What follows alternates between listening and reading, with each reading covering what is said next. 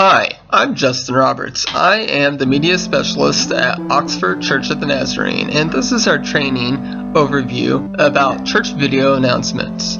And as you see on the screen right now, there is a sample of our video that we have down below. One more thing I want to add is as we go through here, we're going to go talk about the procedures. And one of the things I want to include is that the background image right here is actually one of the backgrounds that we receive through an online resource providing free resources for churches for their media department. Alright, let's get started. Alright, why video announcements? Well, every day we watch videos on our phones and laptops and on TV. Everyone is trying to get our attention, but when you sit down at church, how will you find out what is going on at your church? Video announcements become a trend in churches as they try to find the best way to communicate who they are to their church guests. But how do you get started? Who does the videos? What do you put in the videos?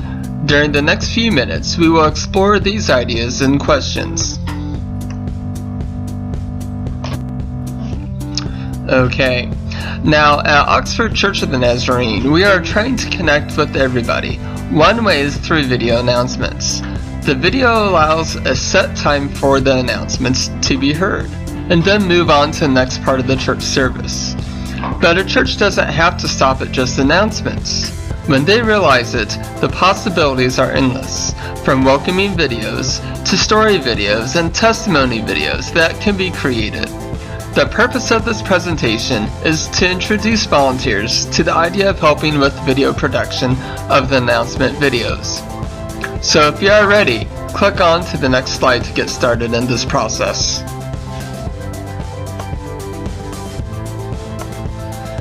Here is our volunteer training plan. Step 1. You need to attend the training. The training will be held on a Saturday afternoon for about a couple of hours.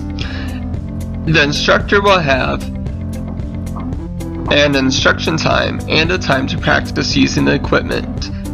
Training will give an overview of the video recording announcements. It will explain the setup of the recording room and the equipment. The training will help the volunteers understand how to use the lighting, the audio recording, and video recording equipment. The volunteers will gain the knowledge to direct the announcer during the process. The volunteers will walk away having a better understanding of the equipment in the process, but will need some more practice and experience. So step 2, volunteers will need to schedule a time to practice using the equipment and setting up the room. This includes moving the tripod and adjusting the position of the camera, moving the lights to the best position, changing the mic so it will be closest to the announcer but not too close to be in the camera shot, changing locations. Maybe the recording room isn't the best location for the announcements this week, and recording with the announcer and planning out the announcements. The planning needs to happen so you know exactly what you're going to say for the moment while you're recording. Step 3. Review the retraining materials. The volunteer needs to review the materials that they received during the training. Also, there will be suggested training videos that will provide more initial training. The handouts will provide diagrams of the recording area and the instructions of the recording process. Videos are supplementary clips explaining the certain aspects of the video announcements. Okay, step 4. Volunteers need to partner with the instructor to record a church video announcement. The instructor will be side by side as they record the real video announcement, and the volunteer will learn the different aspects of doing it live. Step 5.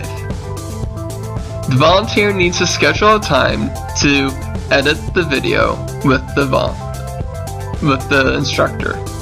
This gives the volunteer an insight about how the videos are edited and understand the importance of doing clean takes during the video announcement recording times.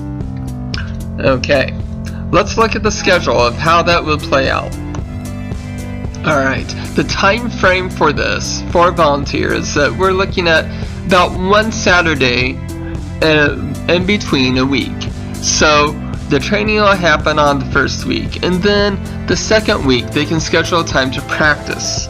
Now this is all flexible just based upon the availability of the instructor and the availability of the volunteer. Since this is a volunteer position, the requirements of having a strict training is not necessary.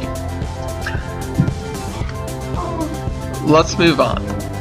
Now, as the trainer helps out the volunteer, the instructor will need to know how well the instruction has been for the volunteer. Volunteers need to let us know how well the training has helped them. Let us know how we can create a better training for our volunteers. What should we focus on more? What questions do you have?